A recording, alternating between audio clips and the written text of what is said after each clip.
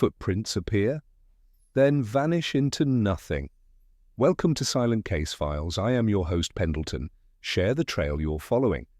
Drop a comment and tell me where you're watching from. Your messages always brighten the mystery. Now, the story begins. It was on a bitterly cold November morning, the sort that clings to the bones and dims the gaslight even within one's own parlour, that the curious affair of the vanished footprints first came to our attention. The fog had lain heavy on Baker Street for 3 days without lifting, transforming even the most mundane of London's street corners into spectral phantasmagoria, and causing Holmes to pace with increased fervour across our sitting room like a caged panther. "Watson," said he, halting abruptly, "do you know the great curse of intelligence?"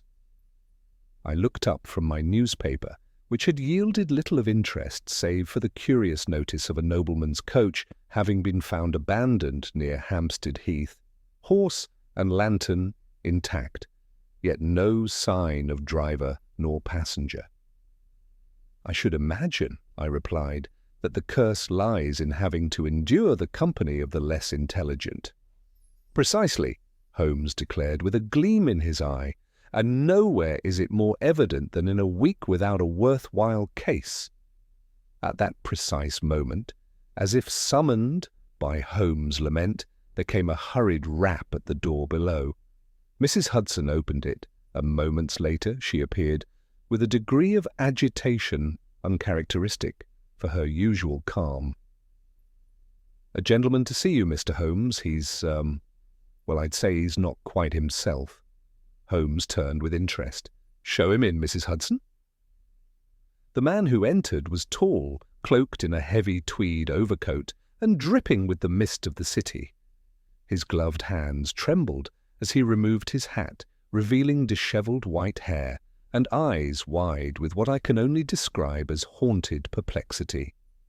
"My name," he began, voice low and hoarse, "is Colonel Josiah Harrington, retired, formerly of the 14th Hussars.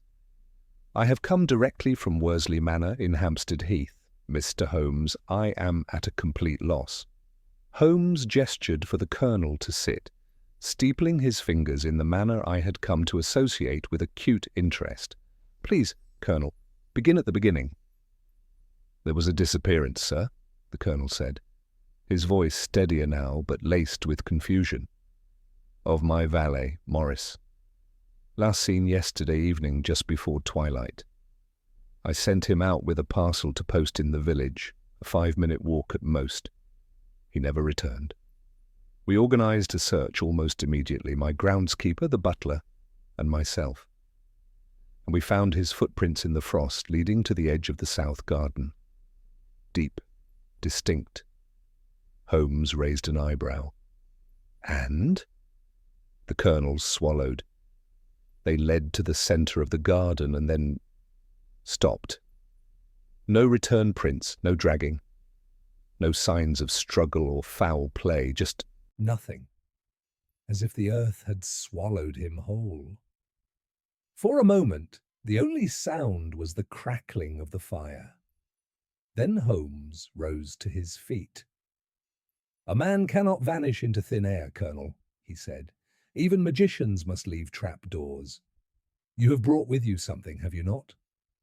Colonel Harrington hesitated, then produced a small oilcloth bundle from beneath his coat. He unwrapped it to reveal a pair of boots, mud-caked and ordinary, but with a curious detail. The soles bore a particular pattern of concentric diamonds, worn but unmistakable. "His boots," the Colonel said, "taken from his wardrobe this morning. I thought you might—" Holmes turned them over in his hands, inspecting every inch. He said nothing for a full minute. Then, "You did well to come." "Watson," I thought I detected a tremor of excitement beneath Holmes's usual reserve. "Colonel, your valet is either a most accomplished illusionist or the victim of a scheme far more cunning than simple disappearance. I shall come to Worsley Manor at once. Watson, if your schedule is free." "Entirely," I said, already reaching for my coat. As we left 221B behind us and the fog swallowed us whole, I could not help but feel that the footprints, which had led nowhere, were already guiding us towards something dark, unexpected, and most assuredly dangerous. The journey to Worsley Manor took us the better part of an hour, winding through damp, mist-thickened roads as our cab made slow progress along the cobbled lanes north of London. Holmes spoke little during the ride, eyes half closed in that peculiar state of reverie he entered when passing the details of a fresh problem. I knew better than to interrupt his thoughts, but I found myself turning over the Colonel's story in my own mind. A man does not simply vanish, and yet the image haunted me, the frost-covered earth marked clearly with footprints that led inward to a central point and stopped. No return, no struggle, no sign of movement beyond. And Morris, the missing valet, a presumably ordinary man with no mention of enemies, debts, or dangerous associations. How could a mystery so seemingly stark in fact conceal such impenetrable obscurity? Colonel Harrington met us at the gates of his estate, a large Georgian structure brooding beneath the skeletal trees of late autumn. The house itself, though impressive, bore a forlorn air, and the grounds were cast in a pale, pearlescent light through the lingering fog. A gravel path led toward a stable block and a high garden wall cloaked in ivy. "I've kept the area untouched," Harrington said, as he led us through a side entrance into the walled garden. "My man Jenkins has been guarding it day and night, since the discovery." "Very good," Holmes murmured. "Watson, observe." The garden, some 50 yards across and surrounded on all sides by high brick walls, opened before us like a forgotten amphitheatre. There were 2 distinct footprints leading, in identical, crisp impressions in the frost-covered ground, the diamond-patterned soles matching the boots the Colonel had brought. The trail moved in a straight line from a side gate, then curved gently toward the centre of the garden, terminating some 20 paces in. There the prints ended. Holmes dropped to one knee and leaned forward, his magnifying glass sliding from his coat pocket in a practised motion. He examined the terminal impressions with slow precision, then followed the trail backward toward the garden gate. I remained a pace behind him, squinting to see what might have caught his attention. "You searched the grounds thoroughly, Colonel?" Holmes asked, without turning. "Every inch, Mr. Holmes. No sign of a body, no broken branches, no blood, no marks of carriage wheels or horses. We even checked the well." Holmes rose and dusted his knees with a flick of the hand. "Did Morris carry the parcel when he left?" "Yes," Harrington confirmed. "A small brown-papered package addressed to an associate in Kensington. Nothing of value." "And it never arrived at its destination?" "No, the postmaster confirmed it was never received or registered at the village box." Holmes tilted his head thoughtfully. "So Morris left carrying a parcel, walked 20 paces into your garden, and then was seen no more. What of the other gates?" "There are 2, the north and the east, both locked from the inside and undisturbed." Holmes turned to the butler, Jenkins, who had appeared behind us with an umbrella and an anxious expression. "Have any gardeners worked this ground recently?" "No, sir. Not since the first frost set in. That ground's been untouched for nearly a week." "Precisely," Holmes muttered. "Watson, your thoughts?" I knelt near the final print, feeling somewhat self-conscious in emulating my friend's investigative posture. The ground was indeed undisturbed beyond the final step. No second set of footprints, no dragged marks, nothing to suggest an accomplice or hidden mechanism. "He must have been carried," I offered. "Lifted somehow by a man or contraption, and spirited away." Holmes gave a faint smile, but his eyes were far away. "So it would seem, yet even a carried man must leave a trace. Colonel, does Morris have any history of illness, sleepwalking?" None whatsoever. Sober as a judge, dependable and discreet. Been in my employ nearly 8 years. Then let us consider a third option, Holmes said, more to himself than to us. Not that he walked out, nor that he was carried, but that he never left at all. The Colonel frowned.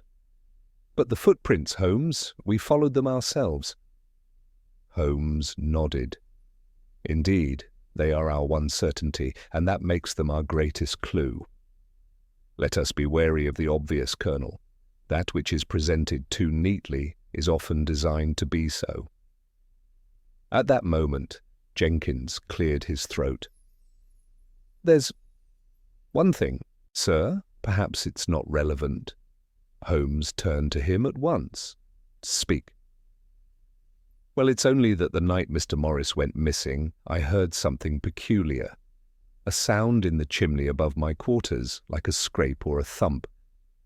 But when I looked outside, there was no sign of anything. I assumed it was a squirrel or the wind.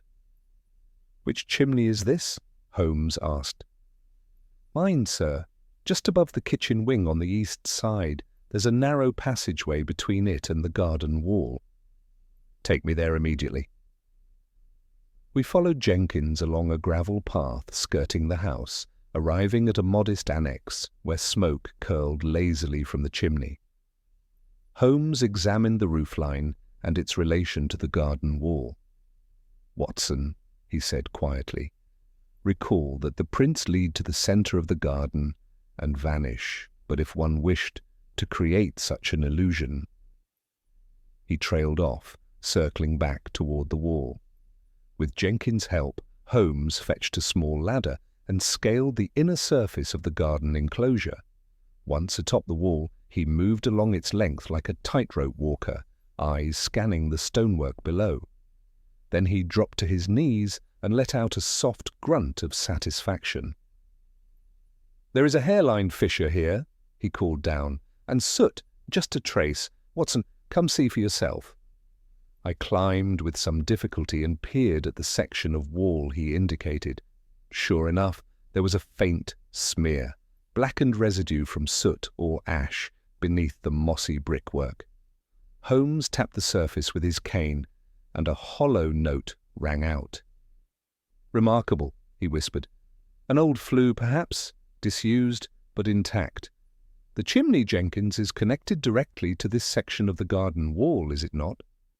Yes, sir. The estate was remodelled decades ago. That chimney was bricked in lower down and now vents elsewhere. Then we may have the answer to our puzzle. A man disappears in the open, and yet perhaps his path leads not outward, but downward, into the very structure of the estate. He climbed down briskly. Colonel, I must ask for your full cooperation. That wall must be opened, section by section, starting here. I believe we shall find the next link in Morris's vanishing chain buried behind this very stone. As the sun slipped lower through the fog and the scent of damp earth filled the air, I felt a prickle at the back of my neck, not from cold, but from something deeper. We had come seeking a man who had walked into a garden and vanished. Now we stood at the edge of a wall that might speak, if Holmes was right, not only of disappearance, but of something far older and perhaps far darker than any of us yet suspected. Colonel Harrington wasted no time. With Holmes's insistence pressing against the weight of his own unease, he summoned a pair of strong-armed footmen and gave immediate orders to begin dismantling the section of wall Holmes had identified. The sound of chisels striking mortar echoed unnaturally in the garden air, dulled by the persistent fog that now settled like gauze over the estate. Holmes remained unusually silent, standing a few feet away, arms folded, eyes half-lidded. I had seen this posture before. It was the stillness of concentration, like a hawk observing its prey from a high branch, waiting for the moment to strike. I, however, could not help pacing. The scene before me was uncanny. A man vanished from an enclosed space, and now Sherlock Holmes seemed determined to peel the very stones away to prove the impossible.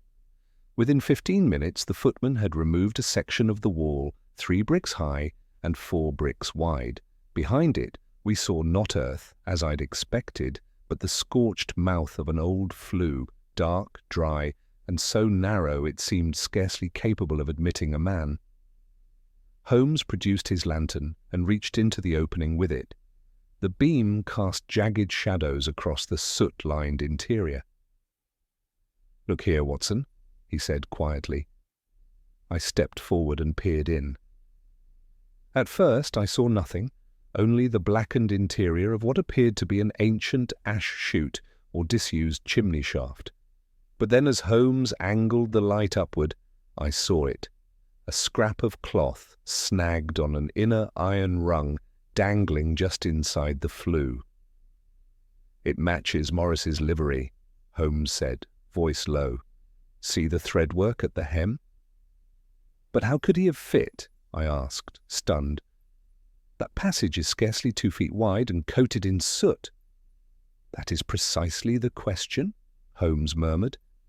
"And why of all places climb into a disused flue, unless he was compelled or concealed?" He straightened, brushing soot from his gloves. "Colonel, how old is this section of the estate?" "Parts of it date to 1780, the Colonel replied, "though the kitchen wing was restructured in the 60s. "Then it's possible the flue once led to a lower scullery fireplace or heating chute, now sealed, perhaps forgotten. I must see the basement." The Colonel hesitated. "The cellar hasn't been used in years, but of course, this way." We followed him into the manor through a side door and descended a set of damp stone steps into the dim underbelly of Worsley Manor. The air grew colder with each step. The lantern Holmes carried illuminated a vaulted space, with wine racks thick with dust and disused coal bins along the back wall. Toward the far end, half obscured behind stacks of broken furniture, loomed the bricked-up base of an old hearth. "There," Holmes said, moving at once. He crouched before the bricked section and inspected the mortar. "Recently disturbed," he murmured. "Watson, note the slight difference in coloration. This has been sealed within the last 6 months." The Colonel frowned. "We've not had any work done here." "No," Holmes said grimly, "but someone has." He ran his fingers along the seam. "Colonel, with your permission, I'll have this hearth opened at once." The Colonel gave the word. Within the hour, another worker had been summoned with heavier tools. The bricks were pulled free one by one. Holmes stood impassively throughout, eyes fixed on the growing hole. As the final brick clattered to the cellar floor, a hollow sound followed, then a rustle. A moment later, the unmistakable scent of rot reached us. I instinctively stepped back. Holmes moved forward, lantern raised. "Hold the light steady," he said. There, within the recess of the old fireplace shaft, curled like a child in a chimney, was the contorted figure of a man. His coat, filthy with soot, arms clutched tight around a brown-papered parcel. His eyes were open, but unseeing. Colonel Harrington drew a sharp breath and staggered slightly. "Morris?" he whispered. Dear God, I bent to examine the body. "Rigour has begun to set," I said. "But he's been here at least 24 hours. Bruising at the temple." "He didn't fall, he was struck." Holmes nodded grimly. "And note the position of the hands, still clutched around that parcel. Watson, help me retrieve it." We eased the package from the stiffening fingers. It was dry, undamaged, and neatly wrapped, the address label still affixed. Holmes read it aloud. "Mr. F. Trelawney, 17B Leicester Row, Kensington. Watson, have you heard of the name?" I shook my head. Nothing comes to mind. He opened the parcel carefully. Inside were a stack of documents, some handwritten letters and what appeared to be financial records. Holmes flipped through them rapidly, brow furrowing. "Watson," he said, lowering his voice, These are copies of military expense accounts, campaign inventories, with signatures from officers stationed in India. And here, look, this one bears the name J. Harrington. The colonel stiffened. I served in Bengal, but I've no idea what these are doing in Morris's possession. Holmes stared at him with penetrating eyes. Did Morris ever mention receiving post from abroad? Never, Harrington said sharply.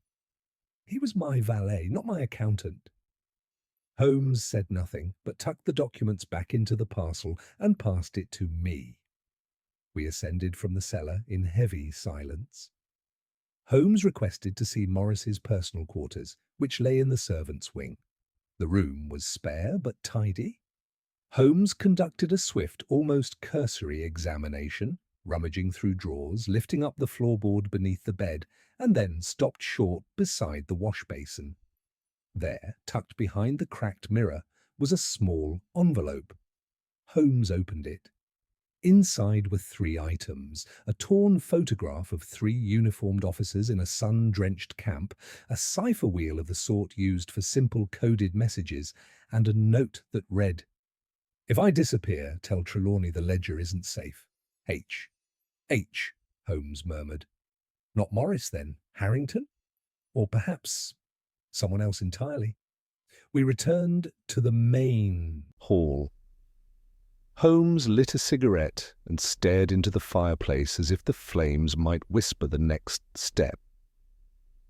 "Colonel," he said at last, "I believe your valet stumbled into something far greater than a domestic tragedy. These documents suggest financial misconduct, potentially criminal activity, linked to your old command." "Impossible," the colonel snapped, though his eyes betrayed something else. "If there was corruption, I knew nothing of it." "I believe you, but I do not believe Morris was acting alone." He turned to me. "Watson, tomorrow we go to Kensington. We must meet Mr. Trelawney. If anyone knows why Morris was silenced, it is the intended recipient of that parcel." I nodded, the unease growing in my stomach.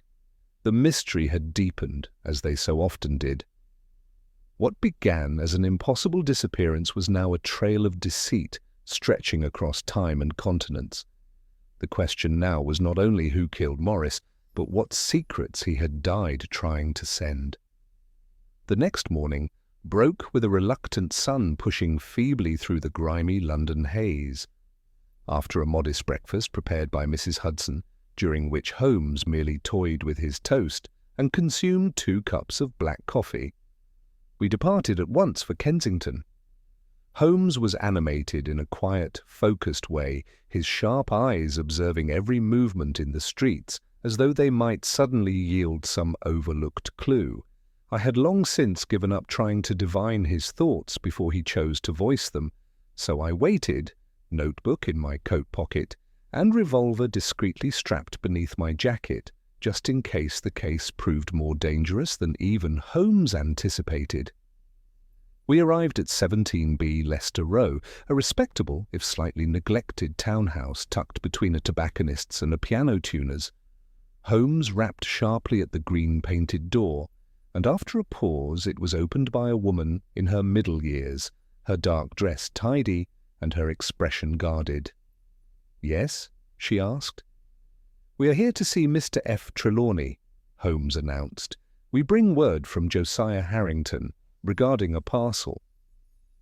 At the mention of the parcel, her mouth thinned and her eyes narrowed. "You'd best come in." We followed her into a narrow hall dimly lit by a single gas sconce. The wallpaper was peeling at the corners, but the furniture was clean and carefully arranged.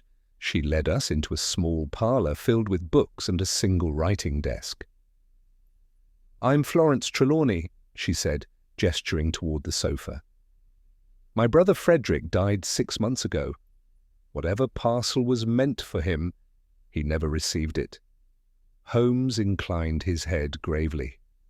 "I am sorry for your loss. May I ask the cause of death?" She hesitated. "They said it was consumption, but I never believed it. He hadn't been ill." One day he simply collapsed in the street near Gray's Inn. By the time help arrived, he was gone. Holmes exchanged a quick glance with me. "Did your brother serve in India, Miss Trelawney?" Her brow furrowed. "Yes, as a clerk in the Army Supply Office in Calcutta. He returned to England 2 years ago. That's when the letters began." "Letters?" She nodded. "Anonymous, mostly. Hints, warnings. At first, he thought it was nonsense, military politics, but then someone tried to break into our house. They only stole a satchel of papers, nothing of value. He became secretive, told me never to open his desk. I didn't, until after he died." Holmes rose and walked to the desk. "May I?" She hesitated, then nodded. He opened it and immediately began to examine its contents. Letters, correspondence, several Indian newspapers, a map of northern Bengal, folded and annotated with red ink. At the back, he found a slim, leather-bound ledger. Holmes flipped it open and let out a low whistle. "Watson, look here." The entries detailed payments and provisions signed by various officers, including one familiar name, Colonel J. Harrington. But many of the amounts listed in the ledger did not match those reported in the official campaign records we had seen the day before in the parcel Morris had carried. Florence paled as she watched Holmes scan the book. "What is it?" "Proof," Holmes said, "of embezzlement, subtle but systematic. Someone was falsifying inventories, inflating costs, and likely pocketing the difference. If your brother discovered this, he became a liability. A ledger like this could destroy reputations or end lives." She sank into a chair. "Frederick mentioned a name once, not a full name, just an initial. H. He said it like a threat." Holmes straightened. "Miss Trelawney, do you have any reason to believe someone may still be watching this house?" She blinked. "Sometimes I hear noises at night. Once I thought I saw a man standing on the opposite rooftop.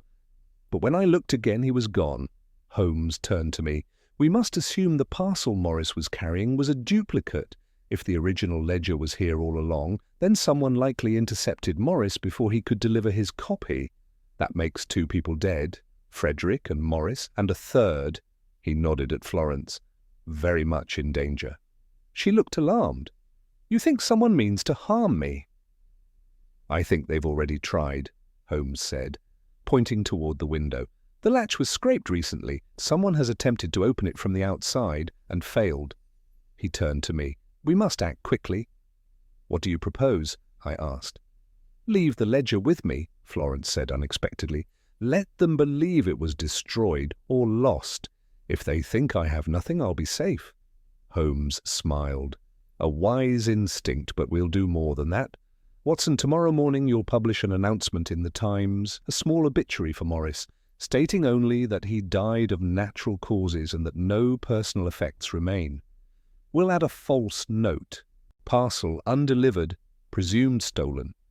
That will do 2 things. Lure the guilty party into revealing themselves and confirm whether they believe the threat has been neutralized."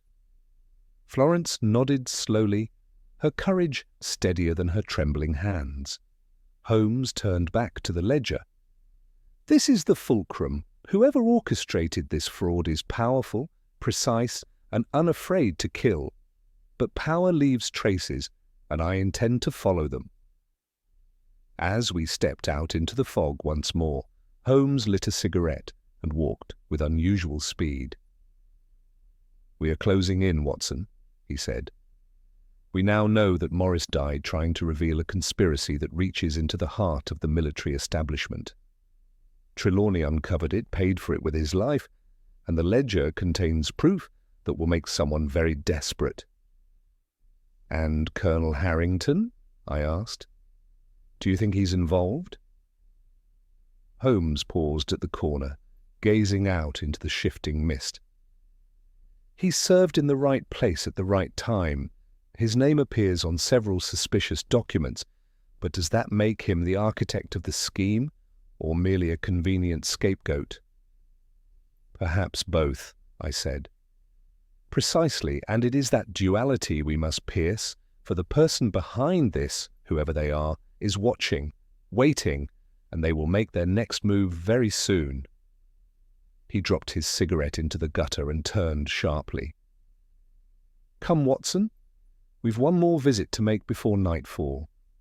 There's an old acquaintance at the War Office who owes me a favour. The mist thickened as we moved through it, but Holmes, for once, did not mind. For him the fog was no barrier, it was an invitation, one that meant the game was truly afoot.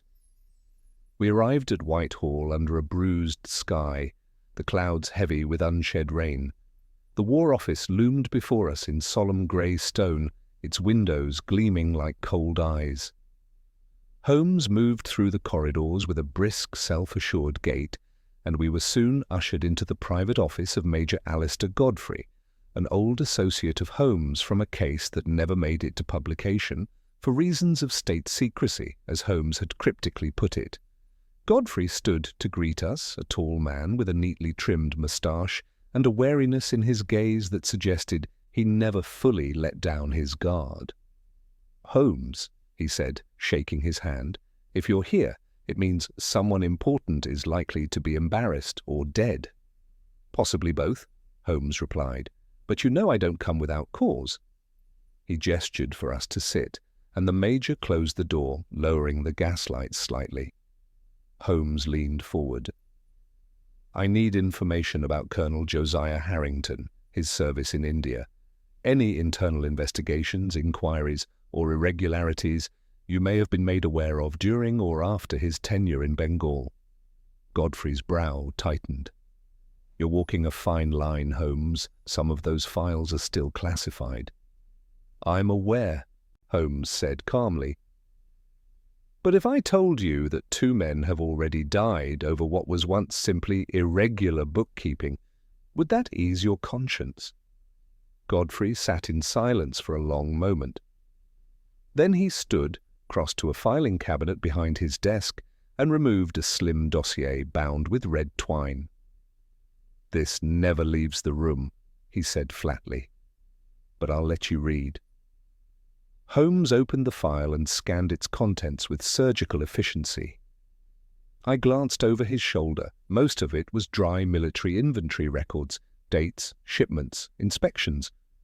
But interspersed among them were margin notes, initials, even a memo marked confidential, internal review only.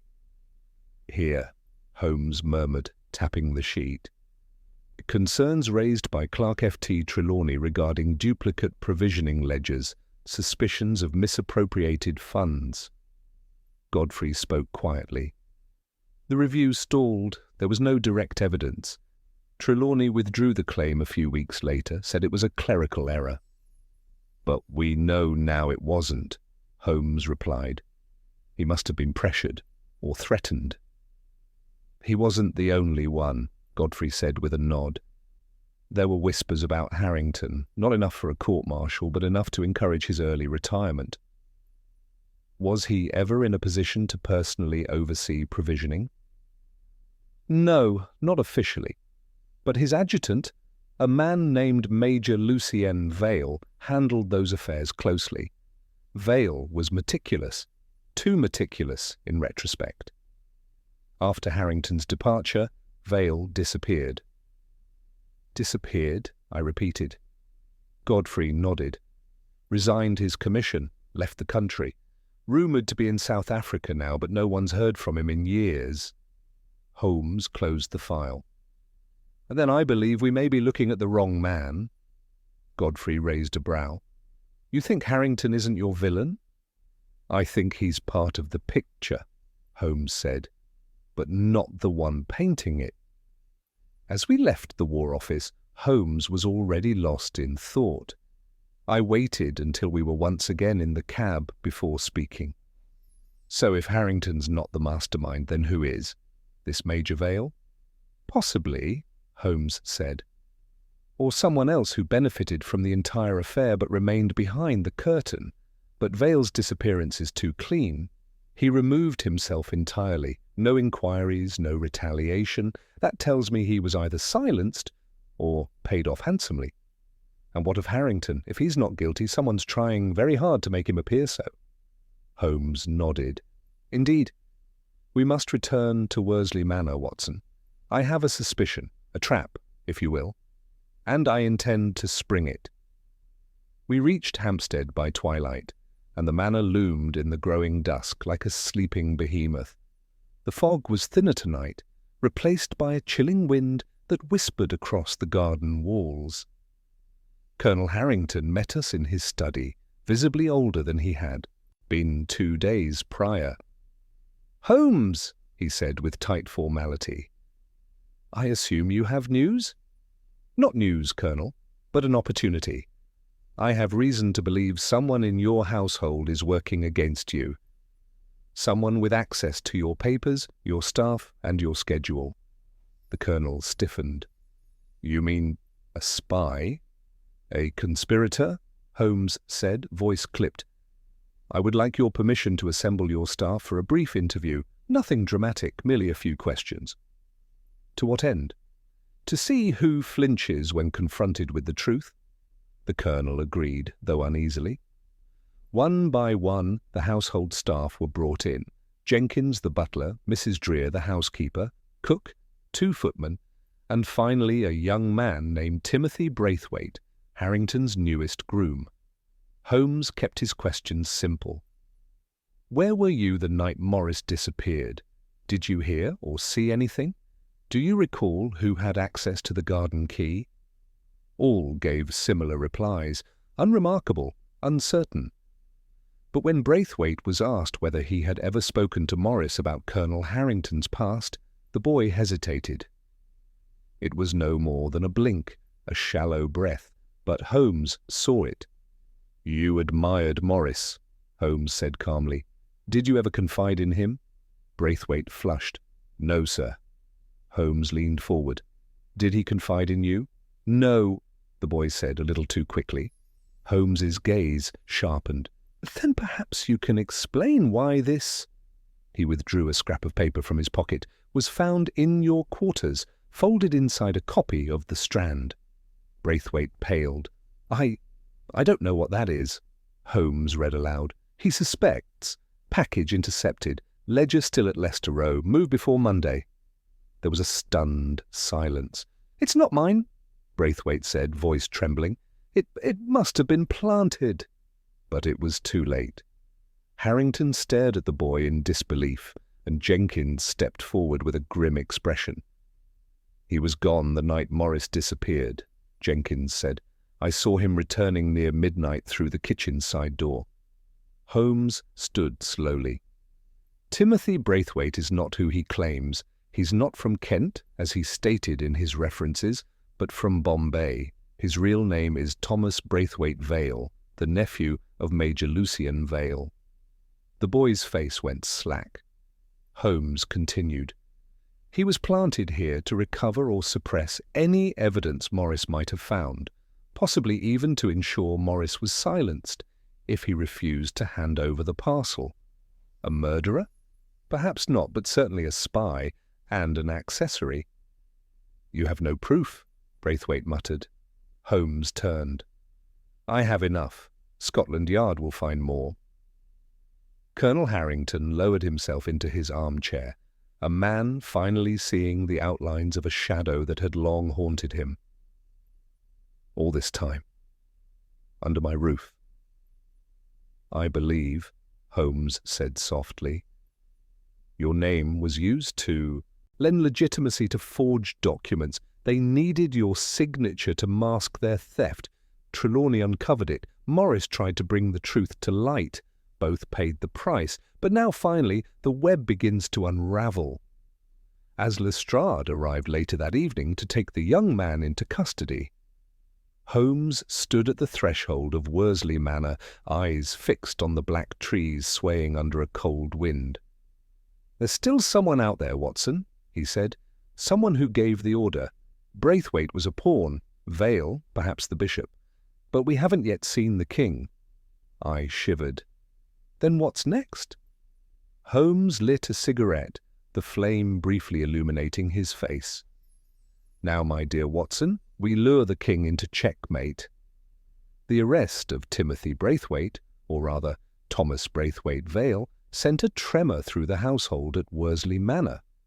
The young man was taken away in stunned silence, flanked by two uniformed officers under Inspector Lestrade's watchful eye. The colonel had offered little protest, but I noted that his hands trembled when he closed the drawing-room doors behind the departing yard men. We took our leave shortly after, Holmes declining supper and requesting only a flask of hot tea from Mrs. Hudson once we returned to Baker Street. He refused to sit and instead paced the room in a slow, stalking rhythm, his gaze distant and calculating. "The nephew of Lucien Vale," I said aloud, almost to myself, "placed in the colonel's household to monitor or sabotage any effort to expose the ledger. It's clever." "Too clever," Holmes muttered, "and too convenient." I looked up from the notes I had begun compiling. "What do you mean?" "Braithwaite, or Vale, was clearly an agent, but I don't believe he orchestrated Morris's death. He had neither the subtlety nor the timing. No, he was there to clean up someone else's mess. The real manipulator is still at large." I leaned forward. "You said the king was still on the board. Do you believe we've seen him yet?" Holmes stopped pacing. "I believe," he said, "that the king is someone with a vested interest in keeping both Vale and Harrington untouchable, someone who could silence inquiries, erase tracks and distribute forged ledgers across 2 continents. Someone who may well be inside the War Office still." The thought was chilling. Holmes turned toward the window. "There's one man I need to speak to again, Major Godfrey." "I thought he told us everything he could." Holmes's eyes narrowed. "He told us what he wanted us to know." By midday we were once again ushered through the corridors of Whitehall, the air thick with the scent of ink and boot polish. Holmes was unusually terse with the secretary who announced us, and when we entered Godfrey's office, he went straight to the window and inspected the outer sill. "What exactly are you looking for?" Godfrey asked, rising from behind his desk. Holmes didn't answer immediately. Instead, he turned sharply. "Major, you told me you hadn't heard from Lucien Vale since his resignation. That no one had. That was a lie." Godfrey's eyes flicked toward me, then back to Holmes. "What are you suggesting?" "I'm stating," Holmes said coldly, "that you've been in contact with Vale. That you received at least 2 communiques from him in the last 8 months, one of which originated in Calcutta and another from Cape Town." Godfrey said nothing. Holmes went on. "Your personal correspondence was intercepted by a former Yard informant, now deceased, who passed through the East India Docks just 2 weeks before Morris vanished. He left a note in a pawned watch which reached me yesterday." I blinked in surprise. Holmes hadn't mentioned this. Godfrey's facade broke. "That information was above even your clearance, Holmes." "I do not require clearance," Holmes said, "when lives are at stake and the Queen's uniform is being used to line the pockets of thieves. I want to know who else is involved." Godfrey sighed heavily and moved to pour himself a drink from a sideboard decanter. "Vale was the scapegoat," he said at last. "Yes, I've kept in contact. Yes, I knew the ledger existed, but I didn't know Morris had it, or that he would be killed for it." "Then who did?" I asked. Godfrey hesitated. "There was always another. A financier who funded the provisioning operation through a shell firm. He never appeared in uniform, never signed a document directly, but Vale mentioned him once, called him the broker." "Name?" Holmes demanded. Godfrey hesitated again. "It's a common one. Cavendish." Holmes froze. "Do you know it?" Godfrey asked. Holmes turned slowly. More than know it. Lord Alaric Cavendish is a prominent figure in the Admiralty's logistics division, a man whose investments span from textiles to military contracts. If he's the one behind this scheme, he would have the power, the reach, and the necessary insulation. Godfrey nodded grimly. He would also be nearly impossible to touch. Then we'll have to touch him carefully, Holmes said. That evening, back at Baker Street, Holmes entered what I have come to think of as his monastic phase. No food, no speaking, no music. He sat motionless for hours, broken only by brief bursts of activity, pulling ledgers from the shelf, checking maps of India and shipping manifests and, most unusually, sending off a series of urgent telegrams to various embassies, shipping firms, and private banks. When he finally spoke to me near midnight, his voice was low and composed. "Watson, tomorrow we'll attend Lord Cavendish's private salon." I stared at him. "You've secured an invitation?" "I've created one," he said, with a faint smile. "A letter arrived under the name of Lord Otwell, an old friend of Cavendish's whom I've met on one or two cases. It should suffice." "But won't Cavendish recognise me? He's never met Otwell in person. And besides, I shall not be going as myself." He gestured to the dressing screen, behind which was already laid out an evening suit I didn't recognise, sleek, tailored, and with an elegance uncommon to Holmes's typical dress. "You intend to confront Cavendish directly?" I asked. "No," Holmes said. "I intend to observe him. You, however, will play your usual role as my companion. We are to be men of finance, recently returned from Alexandria. You'll find a fabricated calling card on the desk." "And if he recognizes us?" "Then we improvise," Holmes said, reaching for his violin. "But I don't believe he will. Men like Cavendish never notice anyone outside their sphere until it's too late." The following evening, we arrived at Cavendish House in Belgravia, an opulent mansion with a broad stone stair and a butler who regarded guests like a man judging the value of each coat and watch chain. We gave our names, Lord Otwell and Dr. William Eshton, respectively, and were shown to the ballroom. The salon was all gilt mirrors and hushed laughter, the sort of gathering where politics mingled with perfumed whispers and fortunes were likely discussed over claret behind closed doors. I had never seen Holmes so perfectly transformed, his posture relaxed, his accent slightly affected, his gaze idle, except I knew it wasn't. "There," he murmured beneath his breath, "by the fireplace." I followed his gaze. Lord Alaric Cavendish stood near the hearth, speaking softly to a man I did not recognise. He was in his mid-50s, handsome in an aristocratic way, his hair silver at the temples, his eyes cool and appraising. He wore a sapphire stick-pin and held a glass of sherry as if it were a sceptre. "He looks like a man who's never known fear," I said. "He will," Holmes replied. We mingled cautiously, exchanging pleasantries with Cavendish's acquaintances and slowly working closer. When we finally approached the fireplace, Holmes gave a slight bow. "Lord Cavendish, a pleasure. I'm Otwell of Alexandria Finance. I believe you knew my cousin Geoffrey." Cavendish glanced at him, expression unreadable. "Perhaps. I know many men of finance." Holmes smiled.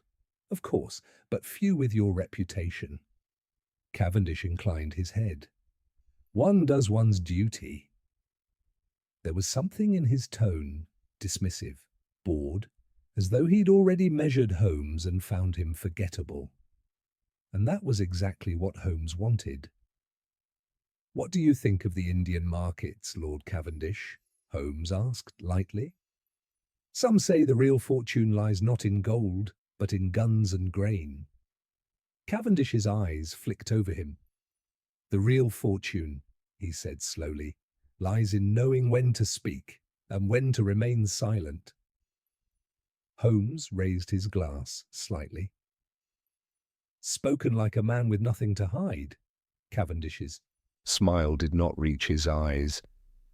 We did not stay long after that, and as we stepped once more into the foggy street, Holmes seemed pleased. "He's involved," he said. He did not flinch when I named the trade, but he paused, ever so slightly, at the mention of grain and guns. That was the code Vale used in the ledger. "So what now?" "Now," Holmes said, "we wait. Cavendish has seen the bait. If I'm right, he'll strike before the ledger can resurface again, and when he does, we'll be ready." He stepped into the carriage, his eyes burning with purpose. "The net tightens, Watson. All that remains is for our fish to swim into it." The next morning brought a deceptive calm to Baker Street. The fog that had clung to London like a mourner's veil for days had lifted, revealing a sharp, pale light that cast long shadows on the cobblestones. Holmes, however, was a shadow unto himself that morning, silent, motionless, seated at the breakfast table but untouched by tea or toast. His fingers steepled beneath his chin, his eyes fixed on the corner of the carpet, as if it might open to reveal a final clue. "The trap is set," he said at last, as if continuing a conversation we had not yet begun. "Now we wait for Lord Cavendish to make his move." "What precisely are we waiting for?" I asked. "For Cavendish to commit the most dangerous act a man in his position can afford, to act too quickly." Before I could inquire further, Mrs. Hudson appeared with a telegram. Holmes took it wordlessly and scanned its contents. A spark flickered in his eyes. "Watson," he said, rising with sudden purpose, "dress quickly. Our fish has not only noticed the bait, he has taken it." "What is it?" He handed me the telegram. "To S. Holmes, 221B, Baker Street. From Inspector Lestrade, Scotland Yard. Urgent. Break-in at 17B, Leicester Row, last night. Room ransacked. Miss Trelawney unharmed but traumatized. No items stolen of value. Search clearly targeted." I was on my feet before I had even finished reading. "Then they believe the ledger is still in the house." Holmes nodded. "Which means our deception worked. They assumed Florence still possessed it, despite our public claim otherwise. We must go at once." We arrived at Miss Trelawney's residence within the hour. The door was already ajar, and inside the drawing-room bore the scars of a thorough and vicious search. Cushions had been slashed, books pulled from their shelves, drawers overturned. Even the lining of curtains had been torn. Florence Trelawney sat on the edge of a settee, pale and shaken, speaking in low tones to a uniformed constable. She rose when we entered, and I saw relief wash over her face. "Mr. Holmes," she said. "Dr. Watson, thank God you've come." Holmes bowed gently.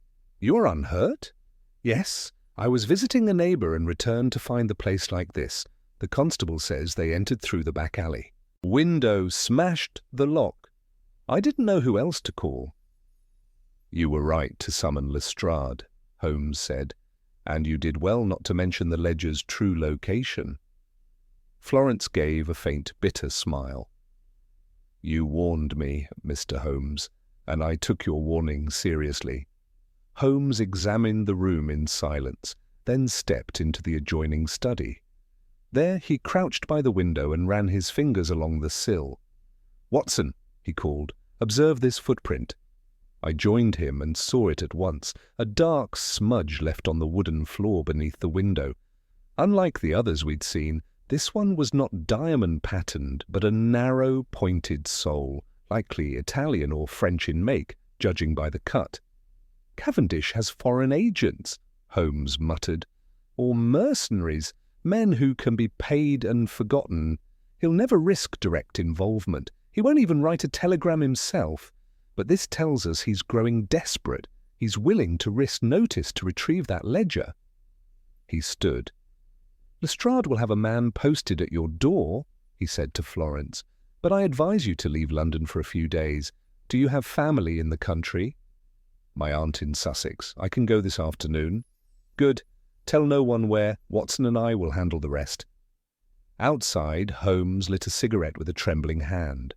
That tremor, though almost imperceptible, told me everything. "He's close, isn't he?" I said.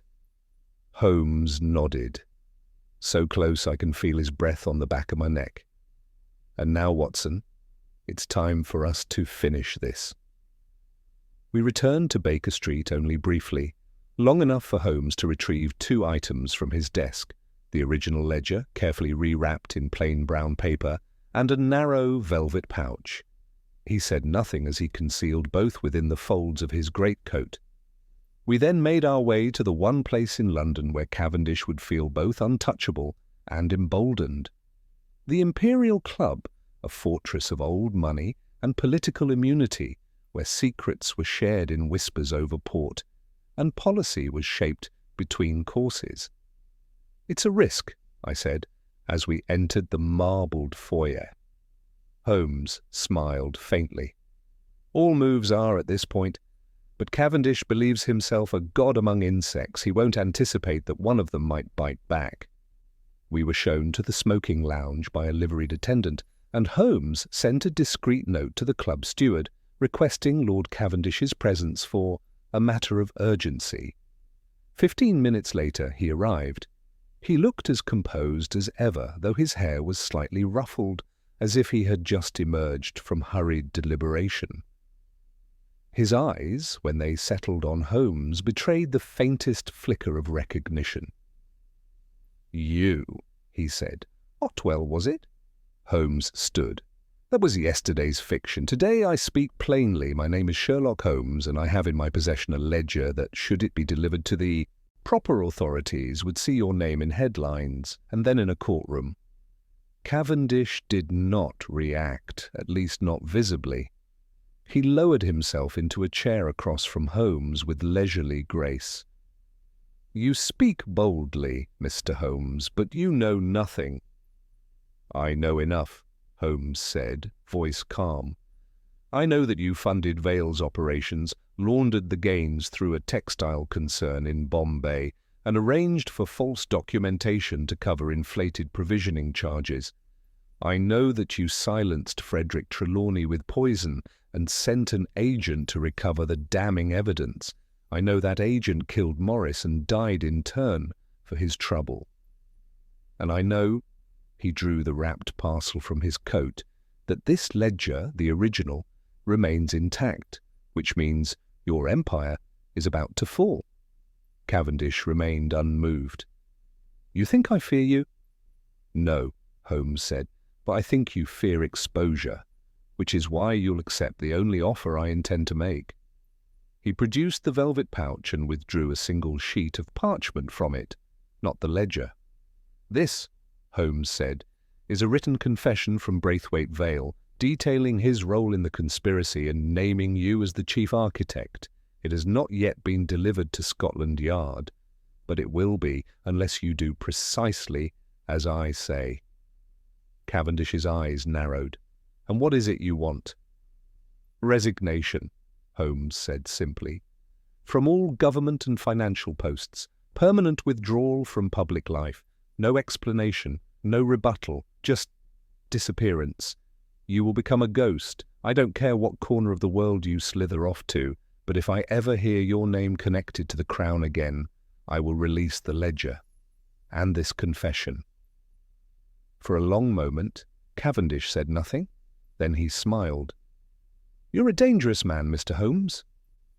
"Only to dangerous men," Holmes replied. Cavendish stood.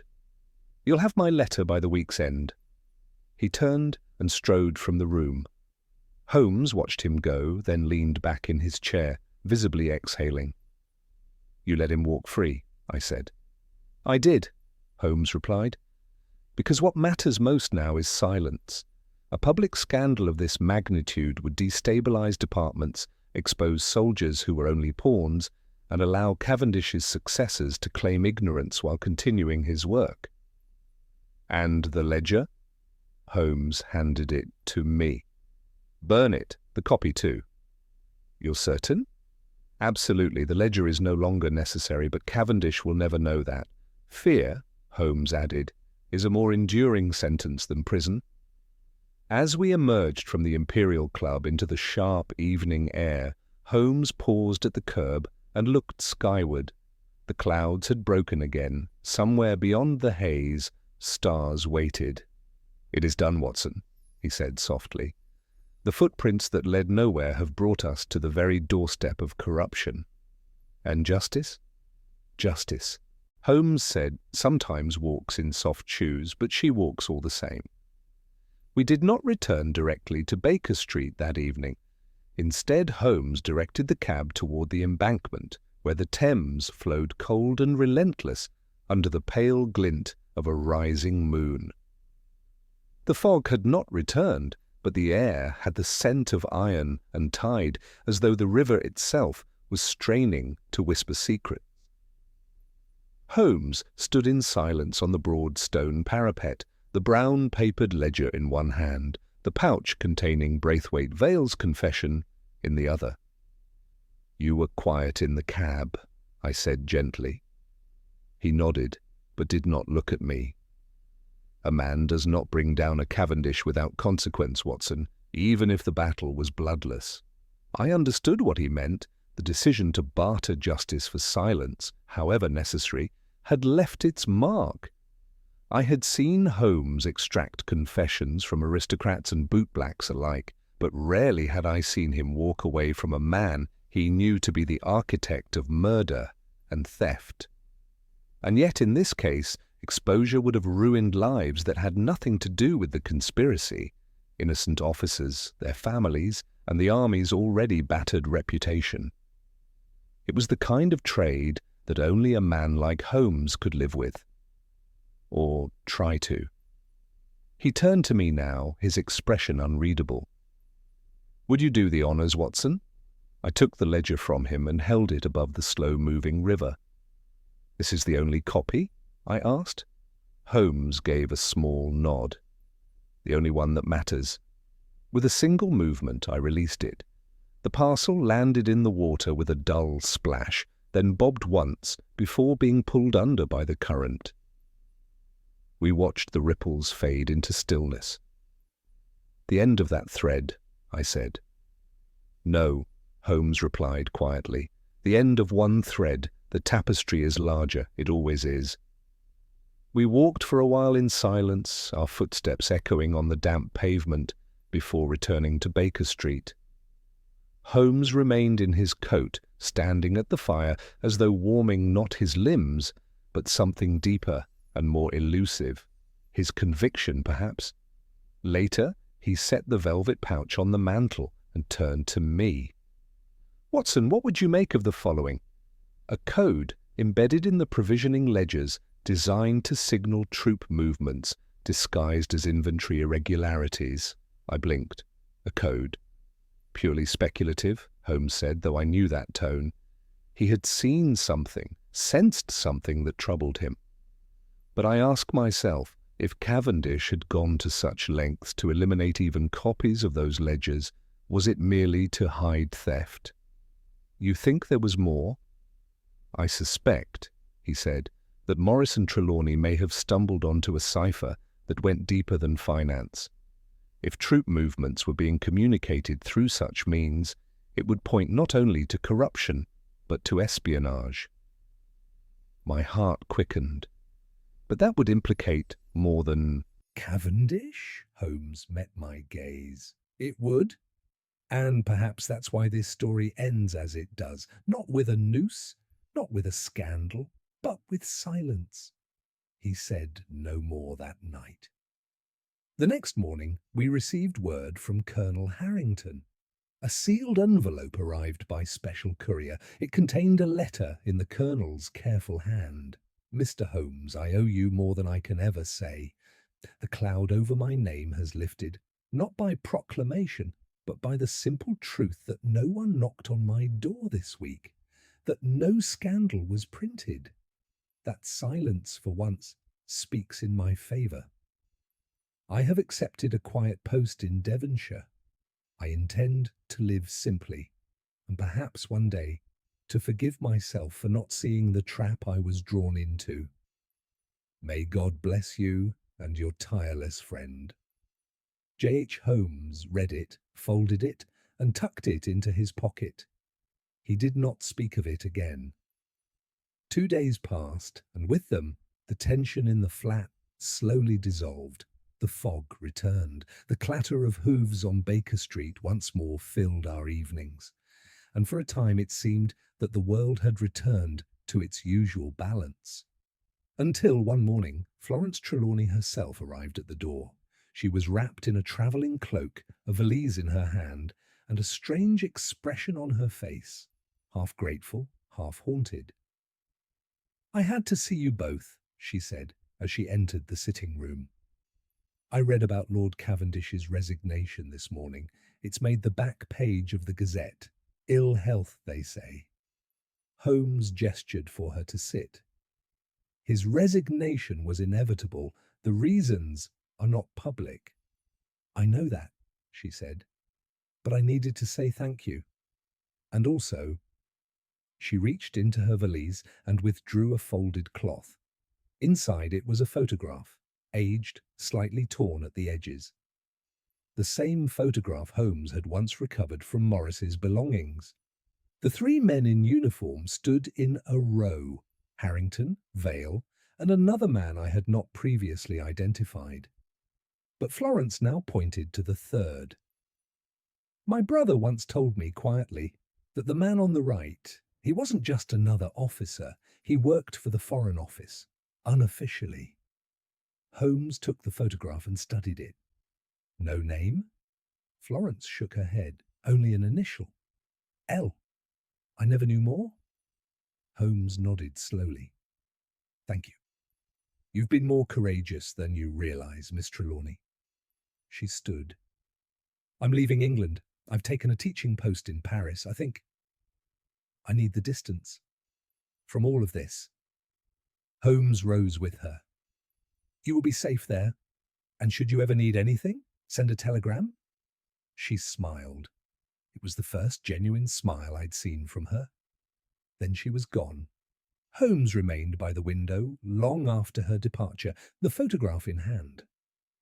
At last he spoke. "3 men, one dead by poison, one vanished in Africa, one now in exile, and a fourth, unseen, still watching. Do you believe this L is still alive?" Holmes gave the faintest shrug. "If he is, he'll keep his distance, for now." He tossed the photograph into the fire. I leaned back in my chair, watching it curl and blacken. "You once said that the footprints which led nowhere might lead us somewhere darker than disappearance. I didn't believe you. And now? I wonder if the footprints weren't just Morris's at all, but Cavendish's and Vale's, and perhaps even yours." Holmes smiled faintly. "Footprints are curious things, Watson. They show where we've been, not where we are." We sat in silence for a time. The fire crackled. The rain tapped against the windows. A hansom clattered past below. Finally, Holmes reached for his pipe. "Have you ever read The Valley of Fear again, Watson?" "I have." "Then you'll recall the most dangerous enemies are those whose faces we never see. I think we have glimpsed such a face here, only for a moment, but long enough."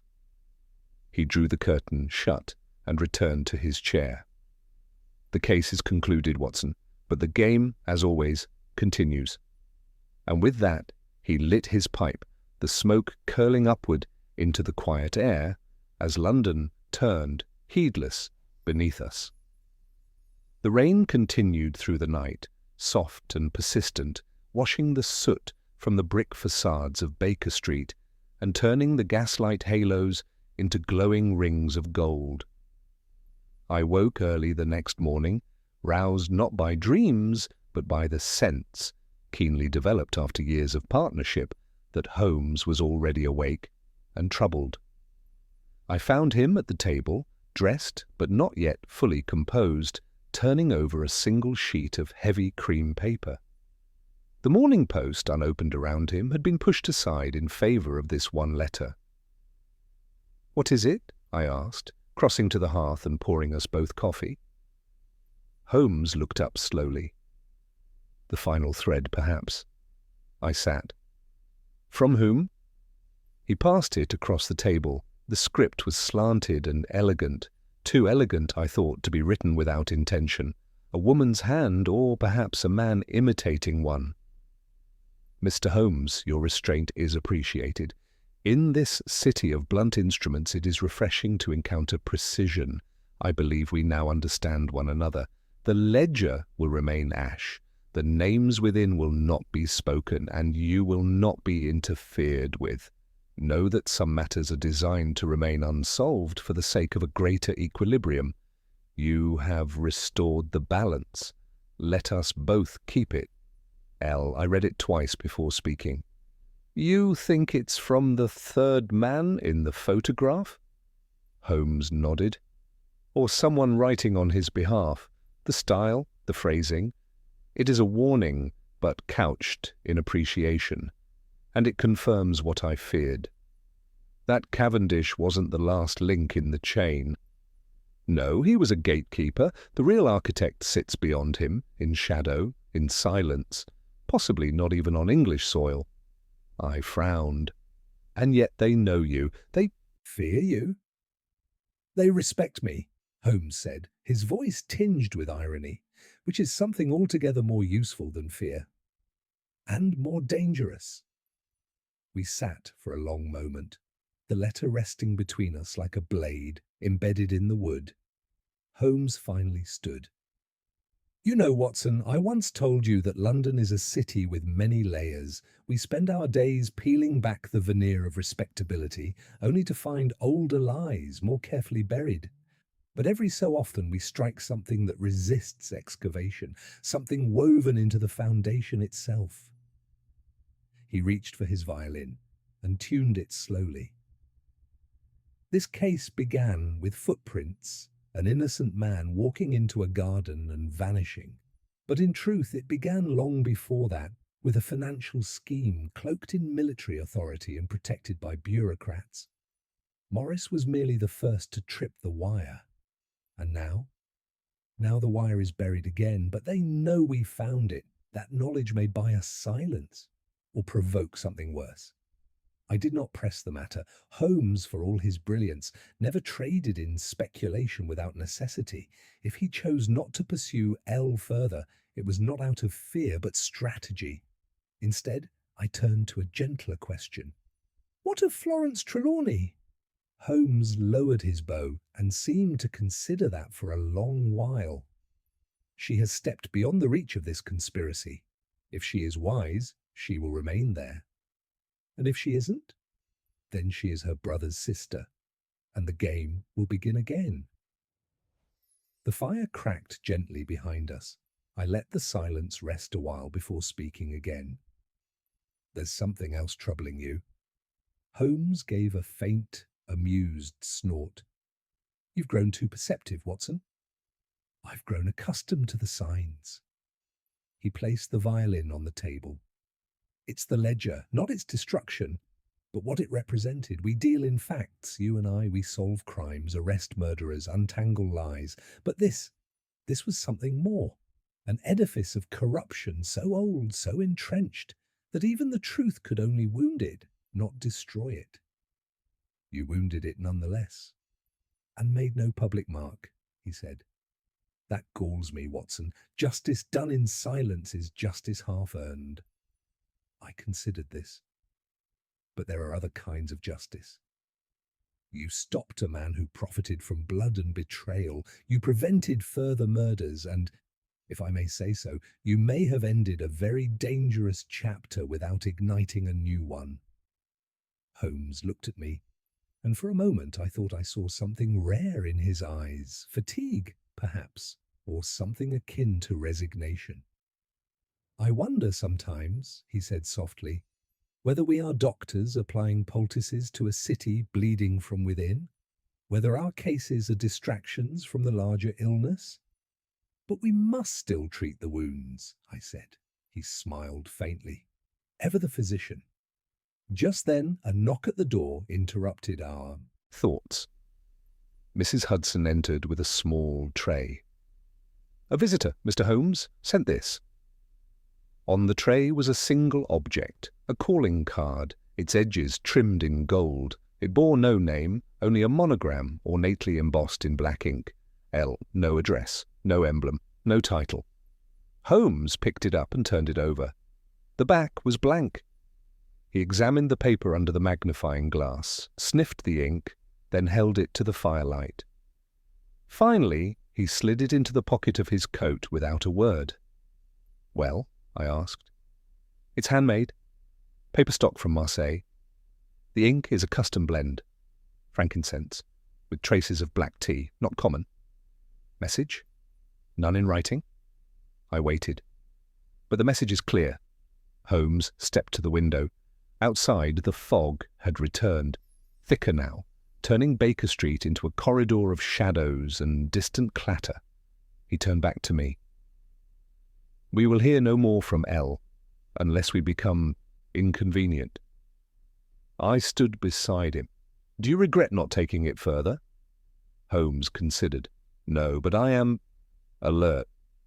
A few days later, we were seated once more in our familiar chairs. The case had faded from the headlines, leaving no scandal, no trial, no funerals. The world moved on, unaware of how close it had come to being shaken. Holmes read the Times while I reviewed my notes. At last, I set them down and looked across the room. "What will you call it?" I asked. "The case?" I nodded. "The record must reflect something." He tapped his finger thoughtfully against his pipe. "The footprints that led nowhere," he said. "It fits." Morris walked into silence, and yet his steps echoed far beyond the frost. I wrote it down, then paused. "Will there be more?" "There are always more footprints, Watson," he said. "The question is whether we have the courage to follow them." And then he returned to his paper, and I to my notes as London stirred beyond the windows, unaware, unchanged, and yet just a little more exposed. It was nearly a week after our final encounter with Lord Cavendish when the last act of the case quietly unfolded, not with a new body or a scandalous revelation, but with a simple envelope, unsealed and unstamped, left anonymously on the table in our sitting room at 221B. Mrs. Hudson, puzzled but undisturbed, swore no one had entered during our absence, and yet there it was when we returned from an errand. Ivory paper, engraved initials, F.T., pressed into the upper left corner, Florence Trelawney. Holmes opened it with his usual care. Inside were two items, a note written in Florence's hand, and a folded clipping from Le Figaro, the Parisian newspaper. The note was short. "Mr. Holmes, Dr. Watson. You will be pleased to know I arrived safely in Paris. The teaching post is dull, the apartment small, but both suit me. I've taken up writing in my spare time. Nothing serious, only my own record of events. It is strange how powerfully silence compels one to speak. I enclose something that came to my door without explanation. I believe it belongs with you. Yours in continued gratitude." Florence T. Holmes unfolded the clipping. It was dated 2 days prior. Discreet. Burglary at Ministry Building. No arrests. A minor breach occurred late Sunday evening at a secure records chamber within the French Ministry of War. According to officials, no material was stolen, though filing cabinets had been searched, and 2 items were misfiled. The matter is not under formal investigation. Holmes stared at it for some time. "Another search for the ledger?" I asked. He shook his head slowly. "No, a clean-up, not for our benefit, but for theirs. They're still tying up loose ends." Holmes nodded. "Someone within the same network, possibly the same figure we now know as L. They want to erase every trace of the conspiracy, even those unrelated to Cavendish. Florence's letter confirms they know where she is, but have chosen not to act, for now." I sat back. "So the case isn't finished?" Holmes smiled faintly. "Cases of this nature are never finished, only paused. But no one else is in danger? He considered. Not if we remain silent, not if Florence continues to live quietly, and not if I abide by the agreement. And will you? Holmes's face turned toward the window, where pale sunlight edged the frost on the glass. I will, he said, but I've made my preparations. He rose, crossed the room, and drew a small bundle from behind the volume of Martineau's philosophy. I recognized the seal he had placed on it, a symbol he used only in the gravest cases. The bundle was wrapped in oilskin, tied with twine. The ledger? I asked. A facsimile, Holmes said. Copied by hand, encoded, disguised, and buried, should the need ever arise, Watson. I leave it to you to decide when it should be used. I stared at the bundle. It struck me then how often Holmes worked not only to solve crimes, but to preserve balance, choosing when to reveal and when to withhold. Justice, to him, was not a hammer, but a blade, carefully wielded.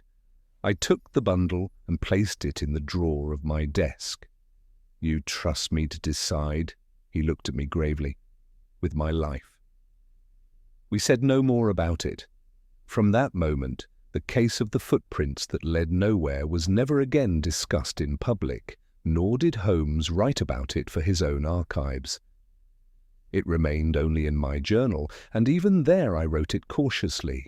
Names changed, details blurred, truths softened into metaphor.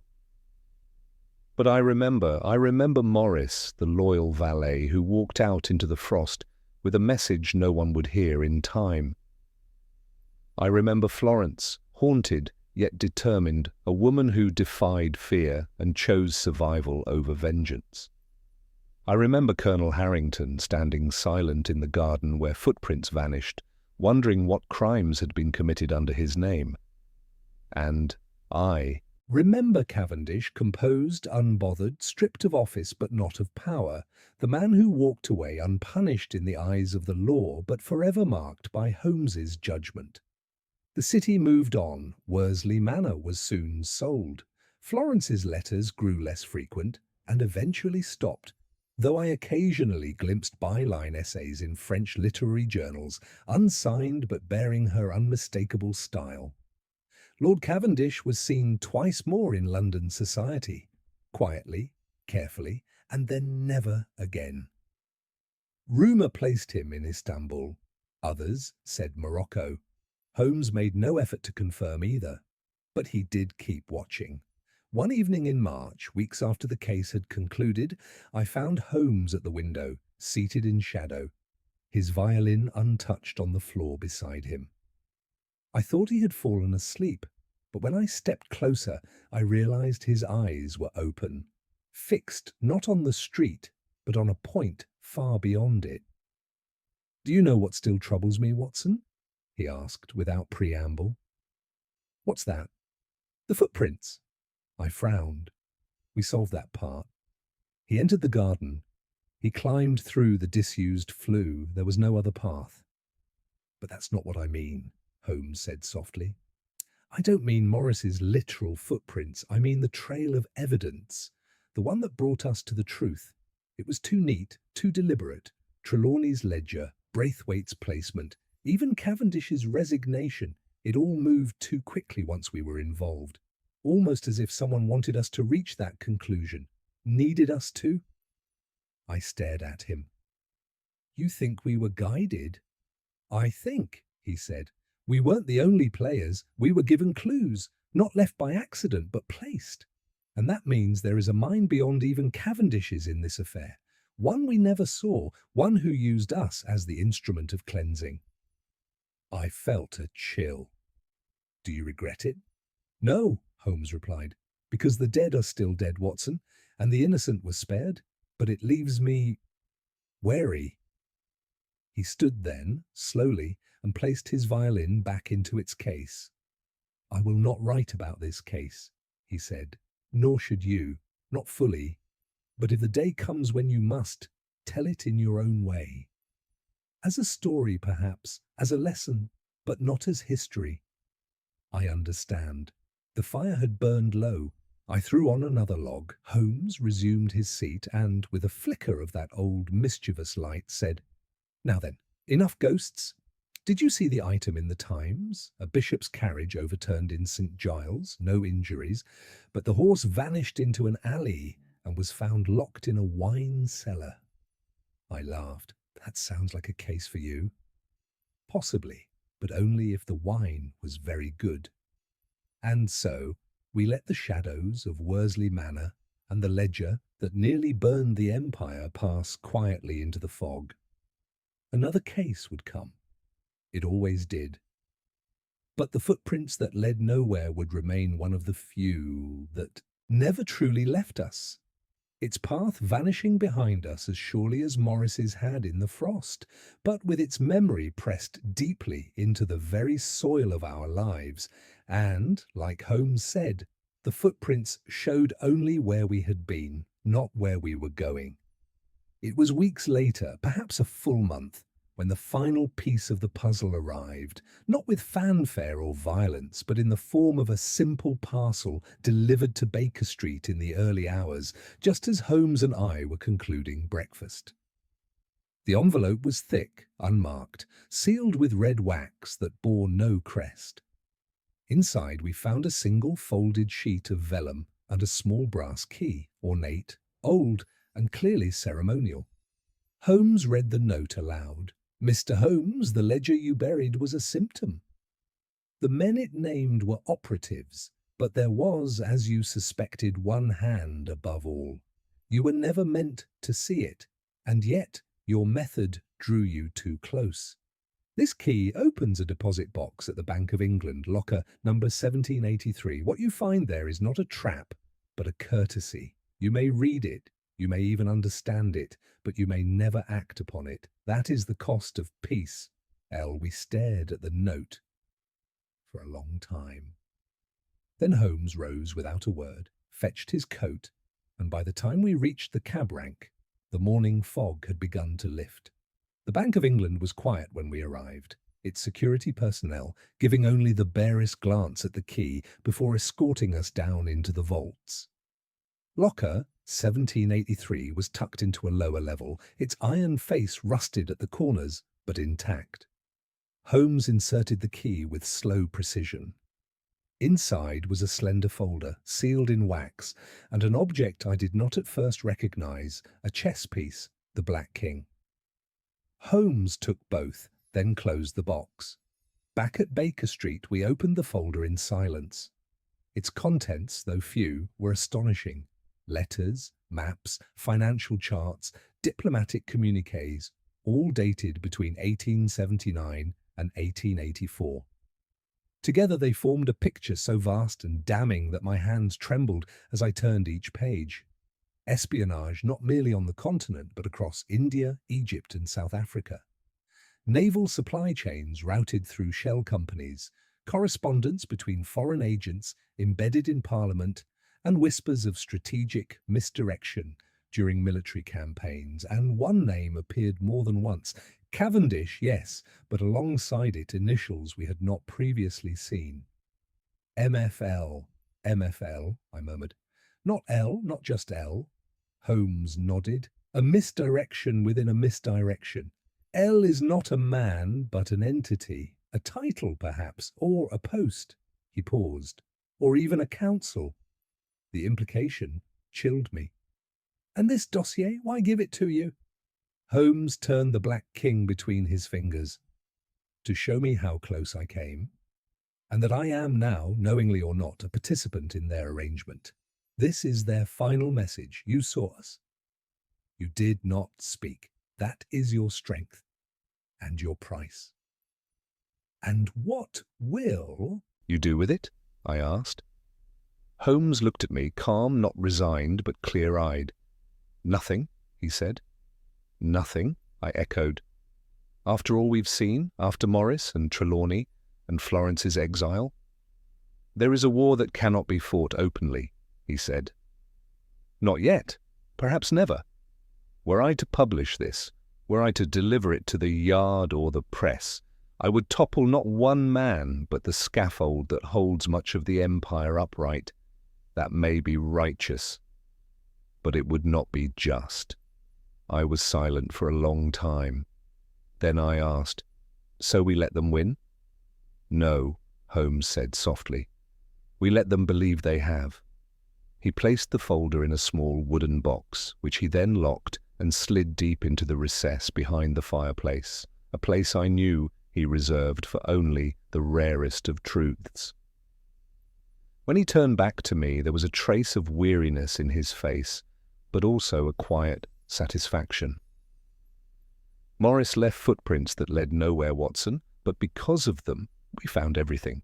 And because we found everything, a game that has played in secret for decades has now seen its first interruption." He tapped the chess piece once on the mantel. "The board is still set, but now the king knows he's being watched." "And you?" I asked. "I," said Holmes with a faint, inscrutable smile, "will watch." That night, as I wrote the final lines of my account, I chose, perhaps for the first time, not to send them to any publisher, nor preserve them in my medical journals. Instead, I locked the pages in a drawer where they sit to this day. The case of the footprints that led nowhere was never solved in the eyes of the law. But it was concluded in the quiet, unsettling way that the great cases of the world often are. And if, someday, a new set of footprints appears, silent, implausible, leading into fog, I will know who to call. And I will know who is watching.